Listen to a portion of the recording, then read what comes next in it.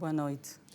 Bem-vindos. Começamos hoje com saúde. O setor ganhou mais um pacote de financiamento que vem reforçar as ações voltadas à melhoria da qualidade dos serviços. Falamos particularmente dos cuidados primários e de uma verba avaliada em mais de 54 milhões de euros, disponibilizados pelo Banco Europeu de Investimento para o Programa de Resiliência de Saúde. Os postos, centros de saúde e os hospitais municipais fazem parte da rede primária de saúde em Angola. Já os hospitais provinciais e regionais são os designados por secundários. A rede terciária é constituída pelos hospitais de referência nacionais, os centros de cirurgia cardíaca, oftalmológicos, de hemodiálise e os de tratamento oncológico. As condições, a falta de fármacos e outros equipamentos na rede primária de saúde obrigam muitos cidadãos a deslocarem-se às grandes unidades hospitalares a fim de verem resolvido o seu problema. Todos os hospitais onde eu vou, só me dão receita, nunca me deram medicamento. Muito preocupante mesmo. Pelo menos ter medicamento para as velhas da terceira idade. É muito precária. Estou a fazer consulta, tenho que receber também comprimidos. Se tem Iver, paracetamol, é só. Entretanto, nos próximos anos, o setor estará mais fortalecido e capacitado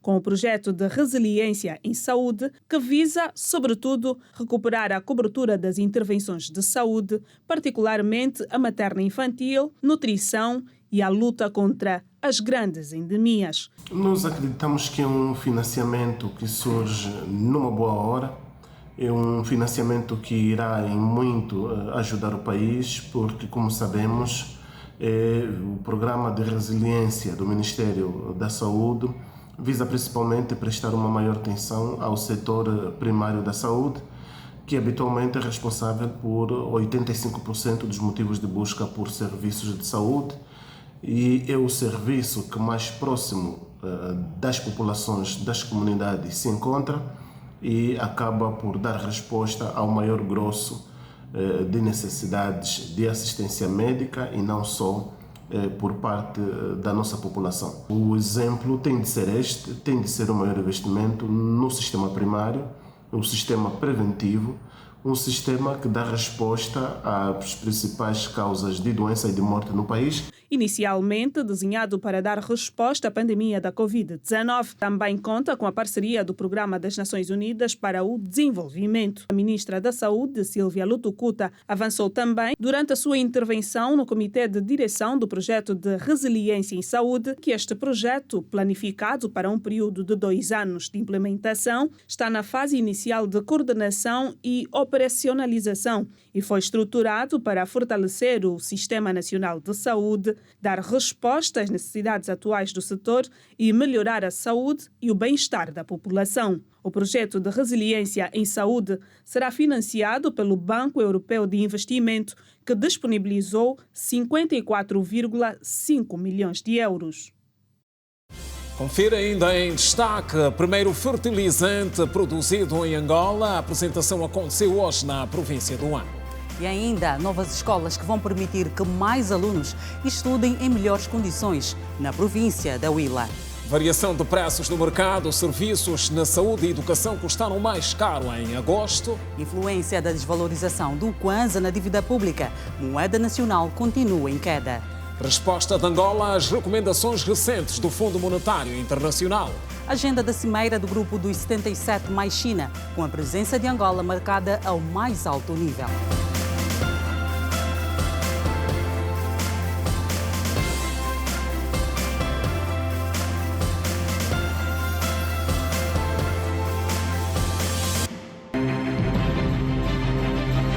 A grandeza do investimento.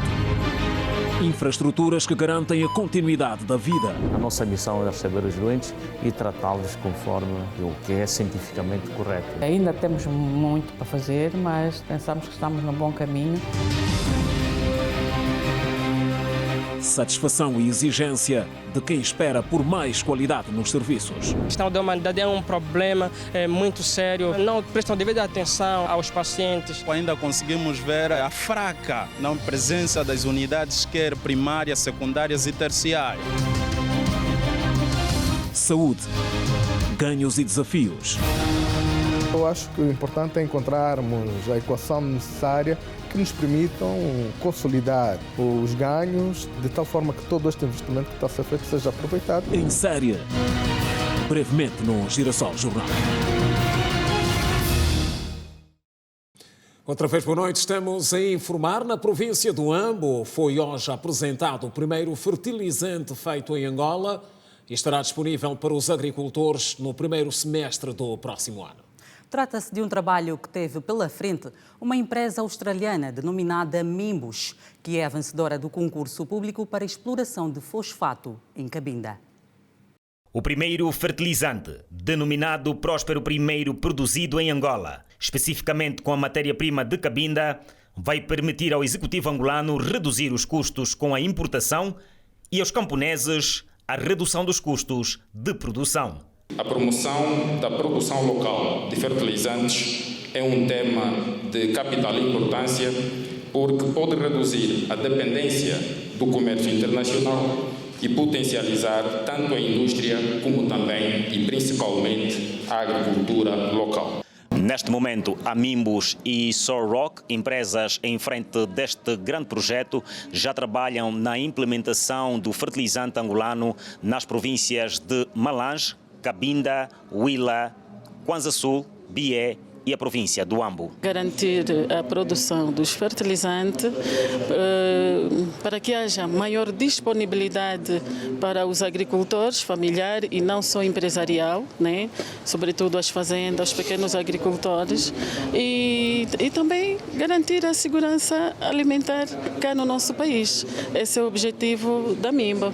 O primeiro fertilizante teremos no primeiro semestre de 2024. Em comparação com os fertilizantes importados, o fosfato de Cabinda apresenta maiores vantagens para a realidade nacional. Em função dele ser produzido aqui no país, ele vai ser um fertilizante mais barato e que vai conseguir atender várias situações da agricultura de Angola de uma forma eficiente, com o potencial de se aumentar a produção de alimentos, principalmente para os agricultores de baixa renda, mas também para agricultores mais comerciais. Localmente, os anseios estão voltados para a prosperidade das famílias camponesas.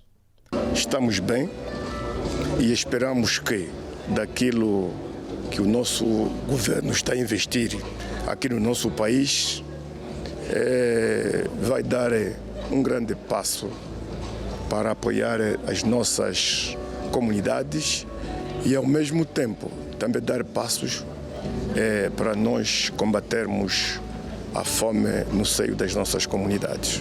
Olho para esta produção com muita expectativa, considerando que nós somos municípios potencialmente agrícolas e os nossos solos apresentam uma condição ferrolítica e meio cansada e exige necessariamente que tenhamos fertilizantes para poder dar solução aos muitos problemas que as comunidades enfrentam. E nós também entendemos que ao se produzirem fertilizantes nessa zona, teremos olhar para a condição dos nossos solos, para que os fertilizantes se adequem à condição dos solos e garantir que com os mesmos fertilizantes possamos corrigir os solos e também facilitar que a produção seja a mais esperada. Para os próximos desafios, a Mimbus e Sorrock irão trabalhar para garantir saúde dos nossos solos, bem como observar as práticas recomendáveis internacionalmente, elevando assim os níveis de produção agrícola no país. O Ministro de Estado para a Coordenação Económica reagiu hoje às recomendações recentes avançadas pelo Fundo Monetário Internacional, que mais uma vez reviu em baixa o crescimento da economia nacional. José de Lima Massano descarta, entretanto, a possibilidade de recurso a novos empréstimos e justifica a baixa na economia como resultado da nova visão do Estado, que está mais atento ao setor não petrolífero. Na primeira avaliação do Conselho Executivo do Fundo, após o Programa de Assistência Financeira, divulgada na semana passada, destacam-se a revisão em baixa de alguns indicadores, nomeadamente o PIB, Produto Interno Bruto, que deverá abrandar para 0,9% em 2023, ao contrário dos 3,5% avançados no mês de fevereiro. Em resposta, o ministro de Estado para a Coordenação Econômica admitiu que a perspectiva da instituição de Bretton Woods é sustentada no facto de Angola ter no petróleo a sua principal fonte de receitas. José de Lima Massano coloca ponto assente no compromisso assumido por Angola, que passa por empoderar o setor não petrolífero. É inquestionável, tanto o setor petrolífero tem um peso de cerca de 30% do produto interno bruto, tanto em Angola, em termos globais. Nós estamos a pôr um ênfase muito grande no setor não petrolífero, de tal modo tanto que esse setor não petrolífero tenha um crescimento robusto, capaz de continuar a atender as principais necessidades, e aqui quando pensamos nas necessidades temos colocado na agenda o tema da segurança alimentar. Portanto, é aí onde nós acreditamos o país ter condição de dar, enfim, melhores condições aos seus cidadãos. Portanto, o setor petrolífero, sim, é um catalisador de desenvolvimento desta economia, continua a representar cerca de 95% das nossas exportações, por isso da geração de recursos cambiais, mas recursos que depois são utilizados para continuarmos a estimular os demais setores da economia. José de Lima Massano descarta qualquer possibilidade de o país recorrer a eurobonds para financiar a economia nacional, tendo em vista a queda nas previsões do FMI. Este exercício de 2023 não estamos a considerar a emissão de eurobonds. Estamos, de facto, a procurar organizar as nossas finanças públicas para sermos capazes de executar o Orçamento Geral do Estado com os recursos que temos disponíveis. Portanto, eurobonds podemos eventualmente considerar para exercícios seguintes. Para 2023, penso termos inclusive já feito esse anúncio, para 2023 não estamos a considerar nesta altura a emissão de eurobonds. O ministro reconhece que a dependência na importação contribui negativamente para o aumento da inflação no mercado interno. Bom, nós continuamos com uma pressão a nível dos preços, por fatores que também são conhecidos. Um deles está relacionado com a oferta de bens, no geral, com o comportamento de preços no mercado internacional, temos ainda uma componente grande de importação, com o que aconteceu nos meses de março e abril com a taxa de câmbio, portanto estamos ainda a viver esse cenário, o impacto da correção do preço, portanto, dos combustíveis, portanto estamos dentro daquilo que era expectável, portanto não estamos com uma situação de descontrolo a esse nível, portanto, por isso os parâmetros continuam a ser de razoabilidade e esperamos que os próximos meses o comportamento de preços venha a ser mais brando. O FMI espera um ajustamento fiscal moderado em 2023 e mais acentuado em 2024, devido ao corte nos subsídios aos combustíveis. Variação de preços no mercado. O quadro permanece sem grandes mudanças em relação aos produtos da cesta básica, ou seja, as contas para as famílias continuam apertadas. Dados já disponibilizados pelo Instituto Nacional de Estatística mostram também que o mês de agosto foi mais caro para as famílias em serviços ligados à educação e saúde. O valor de 0,44 pontos percentuais da inflação em agosto representa um aumento em relação ao mês de julho, quando a inflação estava em 1,63%. O setor da educação foi o mais afetado, com uma variação de preços de 6,19%. Isto representa um aumento substancial nos custos relacionados à educação. Além da classe da educação, outros setores que contribuíram para o aumento dos preços incluem saúde, com 2,37%, a alimentação e bebidas não alcoólicas, com 2,19%, e bens e serviços diversos, com 2,12%, o que não implica diretamente os produtos da cesta básica. Entre as 18 províncias do país, apenas Benguela, Cuando-Cubango e Mochico registraram uma menor variação de preços. Por outro lado, Luanda, Lunda Sul e Namibe tiveram as maiores variações de preços. A província de Luanda, a mais populosa do país, registrou uma variação de preços de 2,82% de julho a agosto de 2023. Em comparação com o mesmo período do ano anterior, houve uma aceleração de 2,12 pontos percentuais na variação de preços. Novamente, a classe da educação liderou o aumento de preços, com um aumento de 5,90%, seguida por transporte, com 3,62%, saúde, com 3,27% e vestuário e calçado, com 3,15%. Transição energética e desafios no setor petrolífero em destaque.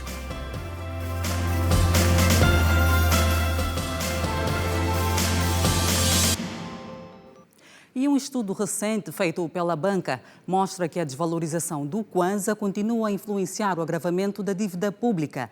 O estudo revela que, fruto disso, a dívida pública angolana terá subido para 91,8% do produto interno bruto. A desvalorização do Kwanza continua a influenciar no agravamento da dívida pública, segundo o Gabinete de Estudos Econômicos do Banco Fomento Angola.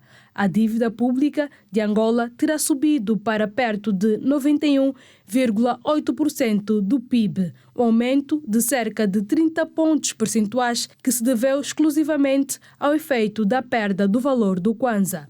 Os dados do Banco Nacional de Angola mostram que a dívida externa fixou-se perto dos 50,3 mil milhões de dólares no segundo trimestre do ano, menos 1,5 mil milhões de dólares face aos 12 meses anteriores, estando no valor mais baixo desde o segundo trimestre de 2020. Os estudos econômicos do BFA apontam ainda que a desvalorização do Kwanza, que teve maior incidência a partir do segundo trimestre deste ano, quando o governo implementou a retirada parcial dos subsídios aos combustíveis, motivou a subida da dívida externa, já que uma moeda nacional mais barata equivale a pagamento da dívida mais elevada. A análise surge poucos dias depois da primeira avaliação do Conselho Executivo do Fundo Monetário Internacional, FMI, após o Programa de Assistência Financeira, na qual referiu em baixa a previsão de crescimento da economia de Angola, de 3,5% para 0,9% este ano. Para esta revisão em baixa, contribuiu o decréscimo do setor petrolífero, principal eixo da economia angolana, com um recuo de 6,1%. Esperava-se um crescimento de 2% nas previsões de fevereiro. Já o setor não petrolífero, que cresceu 3,4%, a previsão era de 4,3% em fevereiro. O Conselho Executivo do FMI destaca que as reformas bem-sucedidas associadas aos preços de petróleo suportam a recuperação econômica de Angola entre 2021 e 2022. E agora, com um olhar inicial à agenda da cimeira do Grupo dos 77 mais China, com a presença de Angola marcada a um mais alto nível, o Presidente da República, que é convidado ao evento, deixou hoje Luanda. Os debates na Cimeira têm início na sexta-feira sob o lema Desafios Atuais do Desenvolvimento, Papel da Ciência, Tecnologia e Inovação. O presidente da República, João Lourenço, deixou o país hoje com destino a Havana, Cuba, onde vai participar nos dias 15 e 16 deste mês na cimeira do grupo dos G77 mais China. A visita do presidente a Cuba é uma resposta ao convite efetuado pelo presidente cubano durante a visita de Estado que efetuou ao nosso país no passado mês de agosto. Hoje reiteré e tenho seu compromisso al presidente Lourenço la invitación para visitar oficialmente Cuba, así como para asistir a la próxima cumbre del Grupo de los 77 y China a celebrarse en La Habana los días 15 y 16 de septiembre. Lo esperamos con verdadero interés para devolver en nuestra medida todo el afecto, el cariño y las atenciones que aquí recibimos y para continuar en La Habana nuestra plática aqui em Luanda. Convite este prontamente aceite pelo presidente João Lourenço. Aceito realizar dentro de dias a visita a Cuba, tanto correspondendo ao convite que o presidente Miguel Dias-Canel acaba de me fazer, de estar presente em Havana por ocasião, tanto para participar na cimeira do chamado Grupo dos 77, que Cuba passa a presidir a partir dessa data. Portanto, o presidente Dias-Canel pode contar com a minha presença e participação ativa nesta cimeira. Sempre será uma oportunidade, dias depois de de sair de Luanda, de continuarmos, portanto, a renovar, digamos, os votos de amizade e de cooperação bilateral entre Angola e Cuba. Com foco no combate à pobreza nos países em via de desenvolvimento, o evento vai decorrer sob o tema Desafios atuais do desenvolvimento, papel da ciência, tecnologia e inovação. Estarão também sobre a mesa questões ligadas à energia, infraestrutura, igualdade, justiça, crescimento inclusivo, alimentação, educação e saúde. Cuba preside pela primeira vez o grupo G77, que reúne países em desenvolvimento e 134 países membros da Organização das Nações Unidas. Entre as presenças confirmadas no certame estão os presidentes de Moçambique, Filipe Nyusi, da Guiné Equatorial, Obiang Ema, do Brasil, Luiz Inácio Lula da Silva, e da Argentina, Alberto Fernandes, e também o secretário-geral das Nações Unidas, António Guterres. Desafios no setor petrolífero. Luanda é palco da 4ª Conferência Internacional sobre Petróleo e Gás, que junta especialistas de vários países. Estão em discussão no encontro temáticas ligadas ao futuro do setor e desafios a nível da transição energética. Nesta aqui a 4ª edição da Conferência Internacional sobre Petróleo e Gás, estão em destaque os caminhos para a transição energética. A abertura dos trabalhos coube ao Ministro de Estado para a Coordenação Económica, em representação do Presidente da República, João Lourenço. Estamos também a alterar a nossa matriz energética com um conjunto de investimentos em fontes alternativas de geração de energia elétrica, permitindo que os nossos cidadãos possam continuar a desfrutar, possam continuar a ter o acesso a recursos energéticos com menor carga poluente. Em relação ao nosso país, nós temos tomado várias medidas, não só para que a nossa produção mantenha-se a um nível acima de 1 milhão de barris, mas que esta produção seja cada vez mais feita tendo em conta que devemos continuar a reduzir a emissão de gases, a descarbonizar, a olhar para a captura de carbono, para a economia circular, que isto trará mais sustentabilidade à indústria de petróleo e gás. O evento congrega mais de 275 participantes, representados por 45 países.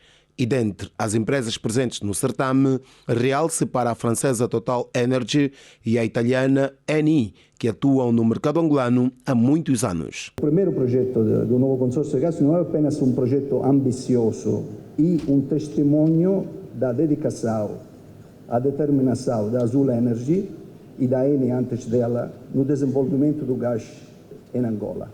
E além disso, já estamos a olhar para o futuro, como o primeiro poço de exploração de gás planeado em Angola. Este poço está já planeado para o próximo ano no bloco 114. Today we are producing 500. Hoje estamos a produzir cerca de 500 mil barris por dia, o que é cerca de metade da produção nacional. E estamos a trabalhar com 4 sondas de perfuração para tentar compensar o declínio. And to fight against the decline. Numa altura em que a Organização dos Países Exportadores de Petróleo, OPEP, está a celebrar 70 anos de existência, José de Lima Massano foi convidado a fazer o corte do bolo de aniversário. É também importante se salientar as observações feitas pelas Nações Unidas em maior detalhe. Primeiro, mundialmente, 675 milhões de pessoas ainda careceram de acesso à energia elétrica no ano 2021.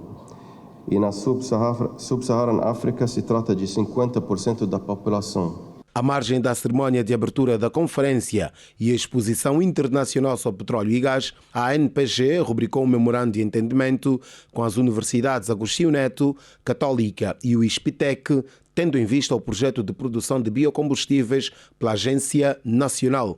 A conferência acontece numa altura em que o petróleo Brent, referência para as exportações angolanas, está a ser cotado acima dos $90 no mercado internacional. Tempestade Daniel na Líbia. Desaparecimentos e mortes confirmadas. Em destaque.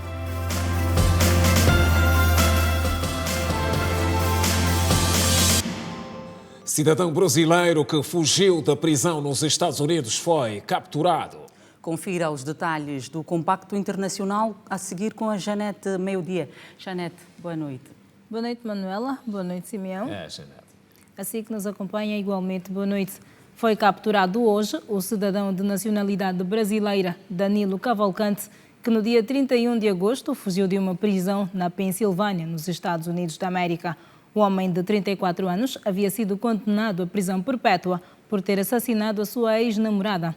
A informação da detenção foi confirmada pelo governador do estado da Pensilvânia. Depois da sua fuga, escolas foram fechadas e os moradores foram colocados sob alerta por Danilo ser considerado altamente perigoso. Confira a seguir outras notas internacionais. A Organização Internacional Médicos Sem Fronteiras afirmou que as operações de resgate estão a chegar ao fim devido à baixa probabilidade de encontrar mais sobreviventes nos escombros do sismo que atingiu o Reino de Marrocos. Ainda hoje, a instituição anunciou também que as necessidades de saúde mais imediatas da população de Marrocos estão a ser supridas. O coordenador de emergência da instituição disse que muitos dos feridos foram retirados da zona e levados para hospitais noutras cidades de Marrocos e alertou que, a partir de agora, começarão a surgir os problemas a longo prazo. O último balanço provisório do governo marroquino dá conta de quase 3.000 mortes e mais de 5.000 feridos. E para fazer face às dificuldades, Marrocos deve receber uma doação de 2,5 milhões de dólares, aprovada hoje pelo governo de Timor-Leste. A oposição no Madagascar denunciou um golpe de Estado institucional orquestrado supostamente pelo presidente do país após uma série de decisões judiciais que alegadamente favorecem o candidato à reeleição. De acordo com a Africa News, que cita a agência France Press, 10 candidatos às eleições presidenciais acusam o chefe de Estado de manipular as instituições para favorecer a sua eleição para um segundo mandato. O primeiro turno das eleições no Madagascar está marcado para 9 de novembro, enquanto o segundo para 20 de dezembro. O chefe da diplomacia europeia, Joseph Borrell, disse que os europeus não conseguiram fortalecer a democracia na região do Sahel, no continente africano. Durante um debate no Parlamento Europeu, Borrell disse que nos últimos 10 anos a União Europeia gastou 600 milhões de euros em missões civis e militares no Sahel, treinou cerca de 30.000 membros das forças de segurança no Mali e no Níger e 18.000 militares. O diplomata disse que tudo isso serviu para as forças que derrubam governos democráticos e não para as que apoiam. O presidente da República Popular Democrática da Coreia, Kim Jong-un, expressou o seu apoio ao que chamou de luta sagrada da Rússia contra o imperialismo ocidental. O líder norte-coreano expressou que a Coreia apoia de forma total e incondicional todas as decisões tomadas pelo presidente Putin. O presidente norte-coreano afirmou que os dois líderes concluíram que precisam intensificar ainda mais a cooperação estratégica e tática para garantir a paz duradoura, tanto na região quanto em todo o mundo, tendo em conta a situação na Península da Coreia e na Europa. Está contada a atualidade internacional aos dois. Boa continuação. Obrigada, Janete. Muito bem, Janete. Até amanhã. Até amanhã. Pois, na Líbia, continuam as buscas pelos desaparecidos na sequência da tempestade Daniel que arrasou o país. Os números divulgados até o momento dão conta da morte de mais de 5.000 pessoas e 10.000 desaparecidos. A forte chuva da tempestade Daniel, que já havia devastado parte da Grécia, fez ruir 2 barragens líbias e provocou uma tragédia similar a um tsunami. O balanço de vítimas, avançado pelo porta-voz do Ministério do Interior do Governo, que controla o leste da Líbia, refere 5.300 mortos. As autoridades de saúde de Derna falam em 2.300 mortes nesta cidade, com cerca de 90.000 habitantes. As operações de busca estão em curso, mas o difícil acesso a algumas zonas está a dificultar os trabalhos. Mais de 1.500 corpos já foram recolhidos e metade já tinham sido enterrados até terça-feira. O balanço de vítimas deve agravar-se nas próximas horas. Cerca de 10.000 pessoas ainda estão desaparecidas e 40.000 tiveram de ser deslocadas. Um residente de Derna disse que, infelizmente, talvez 90% da população se tenha afogado. Um outro disse que estão a enterrar corpos em massa. O número de vítimas que chegaram segunda-feira ao hospital vizinho de zona de Xiha aponta para cerca de 1.000 mortos, incluindo mulheres, crianças, homens e idosos. A Comissão Europeia anunciou hoje o envio de ajuda da Alemanha, Romênia, Finlândia para a cidade de Derna. Esta ajuda consiste em tendas, camas de acampamento, cobertores, 80 geradores elétricos, alimentos, tendas hospitalares e tanques de água, especifica um comunicado da Comissão, acrescentando que a União Europeia está pronta para coordenar outras ofertas de assistência. A União Europeia anunciou ainda uma ajuda financeira de 500 mil euros para responder às necessidades dos mais urgentes. O comissário europeu para a gestão de crises, Jean Lerac, disse que a organização continua pronta para reforçar a resposta às pessoas mais afetadas na Líbia durante este período difícil. Busca contínua pelos desaparecidos na Líbia, rastros da tempestade Daniel, destaque na atualidade internacional incontornável. E seguimos com notícias. A Presidente da Assembleia Nacional trabalha na província de Cabinda e teve hoje uma agenda dominada pela inauguração das instalações do núcleo eleitoral local. Com a reinauguração do edifício do Gabinete de Apoio ao Círculo Eleitoral de Cabinda, a dinâmica de atuação dos deputados será diferente doravante. O edifício é de um piso, comporta 5 gabinetes para deputados, 2 gabinetes para os residentes, sala de reuniões e sala de auscultação aos cidadãos.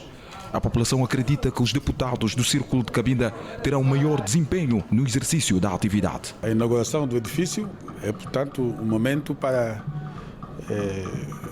se ter um espaço digno em que as pessoas possam ser atendidas. E também os próprios deputados possam exercer melhor o seu trabalho.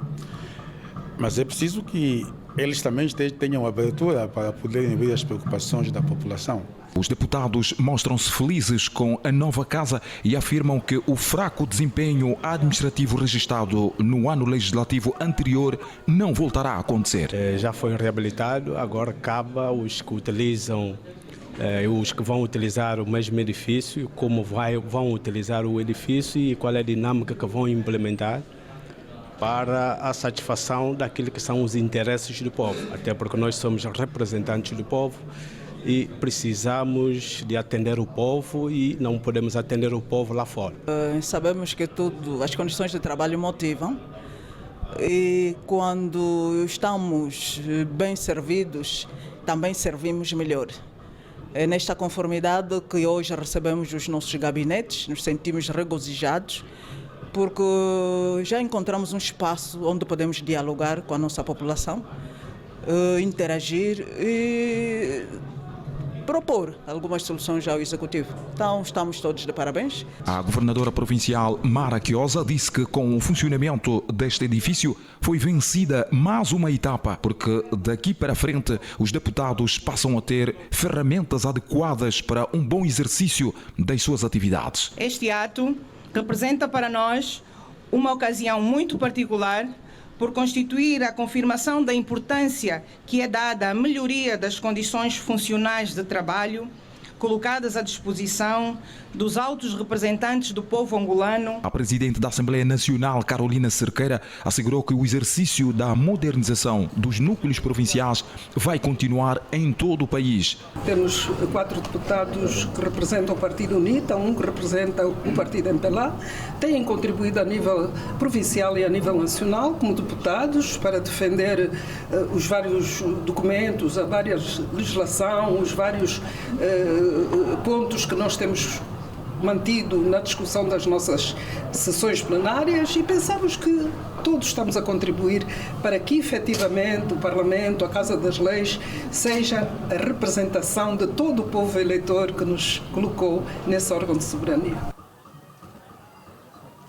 Falamos agora do interesse dos Estados Unidos em apoiar Angola na exploração do corredor de Lobito. A empreitada envolve também a União Europeia e os valores para a parte de Angola estão avaliados em cerca de 5 mil milhões de dólares. A Embaixada dos Estados Unidos em Angola realizou uma conferência de imprensa digital para anunciar uma parceria entre os Estados Unidos e a União Europeia destinada a impulsionar o desenvolvimento do Corredor do Lobito, uma infraestrutura vital de transporte que liga a Angola à República Democrática do Congo e a Zâmbia. O objetivo da parceria visa desbloquear o enorme potencial econômico e comercial da região. A coordenadora especial interina da Parceria para o Investimento Global em Infraestrutura, Elaine Mazza, liderou a reunião e adiantou que o valor de financiamento poderá servir de incremento para acelerar o desenvolvimento da região e abrir novas oportunidades para os países envolvidos. Anunciamos, então, $1.000 milhões de apoio e projeto de desenvolvimento na última fase para essa infraestrutura. Fizemos anúncios sobre mais assistência para mais trabalhos do Porto do Lobito e também a ligação com a Zâmbia e a RDC. Elaine Mazza disse que, nesta altura, estão em curso estudos de viabilidade nas 3 regiões que ligam o corredor.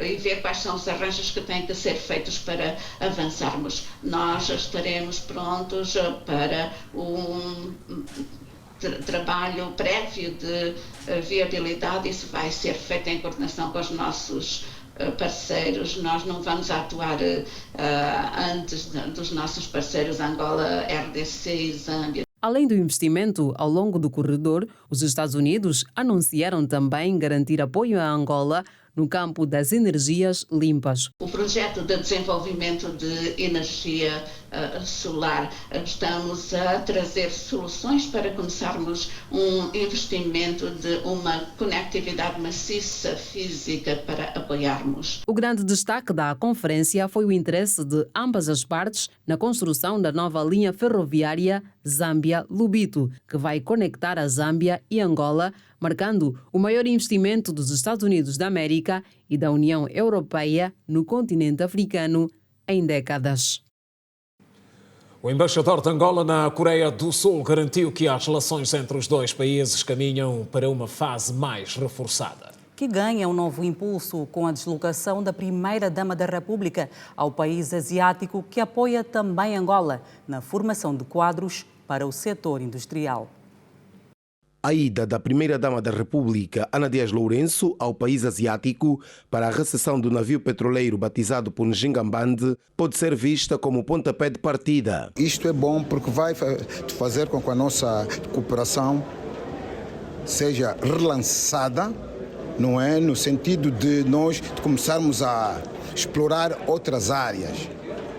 Nós assinamos vários instrumentos jurídicos até agora e penso que este foi um sinal muito positivo da Sonangol. Aproveitamos e também fomos visitar outros projetos importantes que podem ajudar a diversificar a nossa cooperação econômica, a nossa relação bilateral. O diplomata realça que o setor econômico é agora o foco de uma parceria existente desde 1992. Edgar Gaspar Martins diz mesmo que a Coreia do Sul está a financiar a construção de uma escola industrial em Angola. Nomeadamente o projeto relacionado com o centro de indústria que está a ser feito, é uma escola que está a ser feita na Zona Econômica Especial, que está em curso, está prestes a acabar, e temos um outro que é o projeto de segurança pública com a Coreia Exim Bank, também já está em curso e prestes a acabar. Estes são os principais em curso. Na presença da primeira-dama da República e madrinha da embarcação, Ana Dias Lourenço, a Sonangol recebeu ontem das mãos do construtor o navio petroleiro. Em termos de percentuais, nós podemos considerar que esse projeto está acima de 95% de angolanos com grande contribuição e participação nele. De referir que para a história da navegação marítima nacional, o navio Njingambande fica cravado pelo facto de ser o primeiro petroleiro operado na totalidade por uma tripulação angolana. E foi hoje apresentado o relatório sobre o mapeamento das indústrias culturais e criativas no país. Em Angola, os bens culturais e criativos importados estão avaliados em 326 milhões de dólares. De acordo com as estimativas globais atuais, as indústrias culturais e criativas geram cerca de 3,1% do produto interno bruto mundial e criam quase 50 milhões de postos de trabalho em todo o mundo. Em Angola, segundo a Trading Economics, os bens culturais e criativos importados foram avaliados em 326 milhões de dólares. A preocupação cinge-se com as vulnerabilidades do sistema cultural das indústrias criativas no país. Quero felicitar os promotores desse evento e quem trabalhou na produção desse relatório, porque põe a nu as insuficiências do nosso sistema cultural e, de uma maneira geral, das indústrias criativas. Esta é a primeira nota. Depois olhar então para números que devem nos deixar, como angolanos, de alguma forma tristes e de outra forma felizes, porque somos convidados a fazer uma inflexão sobre os fatores que têm estado a concorrer para que a cultura, de uma maneira geral, não contribui de forma efetiva para o Orçamento Geral do Estado. Porque todos os dias nós acordamos, vimos gente a produzir conteúdos ligados à indústria criativa e perguntamos, será que isso não dá mais-valia ao Orçamento Geral do Estado? E nós temos tido esse comprometimento. Acredito que será importante para se definir uma estratégia para o setor criativo e cultural em Angola, para essa indústria que tem muito potencial, mas devido à informalidade toda à sua volta, não se consegue perceber muitos constrangimentos que estão identificados neste relatório. Acredito que um estudo aprofundado poderá-se definir estratégias se quisermos efetivamente melhorar e perceber o potencial deste setor.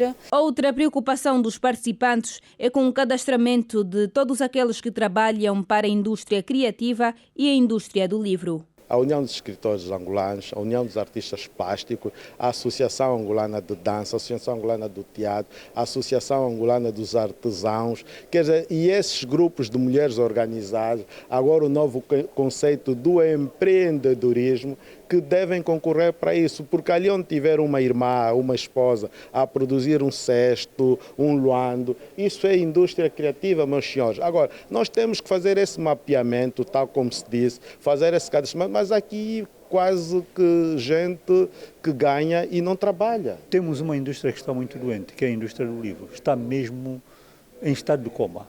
Tem que ser recuperada com umas injeções de produção.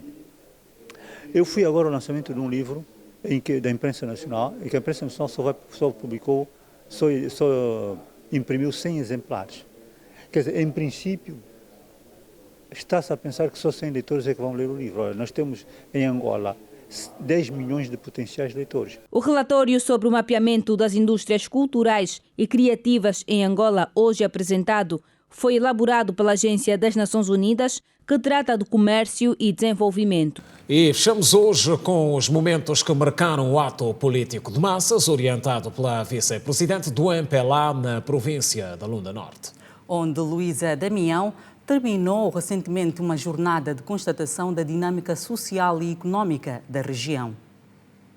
Está concluída a agenda política da vice-presidente do MPLA, Luísa Damião, que durante uma semana esteve em visita de trabalho nas províncias do Mochico, Lunda Sul e Lunda Norte. O momento mais aguardado pelos militantes, dirigentes, simpatizantes e amigos do MPLA foi o ato político de massas que teve lugar no campo adjacente à Escola Pedagógica do município do Dundo. Durante o seu discurso, Luísa Damião sublinhou que o MPLA continua comprometido com o desenvolvimento sustentável e harmonioso do país e a lutar por uma Angola mais democrática e inclusiva. Saudamos igualmente o que está a ser feito aqui na Lunda Norte no domínio socioeconômico, com destaque para os programas do Executivo, concretamente o PIM, o Programa de Combate à Pobreza, o COENDA, o PREI, o PAC e o Plano Agrão, cujos efeitos resultam na melhoria das condições de vida das nossas populações. Segundo Luísa Damião, é preciso ter como foco a interação permanente com os cidadãos e uma criativa e inovadora inserção na sociedade para a identificação das soluções para os problemas socioeconômicos que afligem a população. As questões ambientais, a criação de emprego para a juventude local, a transferência das sedes dos projetos e sociedades mineiras à capital da província da Lunda Norte e Lunda Sul são assuntos que também suscitam a preocupação do Partido dos Camaradas. Parece-nos fundamental que se gerem consensos em relação aos postos de trabalho que são criados localmente, que não pode deixar de fora os jovens locais, porque vivem aqui, assim também para prevenirmos a fuga dos mesmos para outras paragens. Recentemente, tomaram-se importantes medidas econômicas, cujo impacto esperamos vir a contribuir na redução dos preços dos produtos da cesta básica e melhorar a vida das nossas populações, que para o MPLA são o ponto de partida e de chegada da nossa ação. O ato político de massas ficou ainda marcado por momentos folclóricos, onde a JMPLA e a OMA tomaram de assalto a cerimónia de encerramento com a demonstração do que mais se produz na Lunda Norte. E por hoje é tudo. O Girassol Jornal volta amanhã à mesma hora. Assim, continuação de uma excelente noite. Até amanhã. Bora, muito boa noite, hein?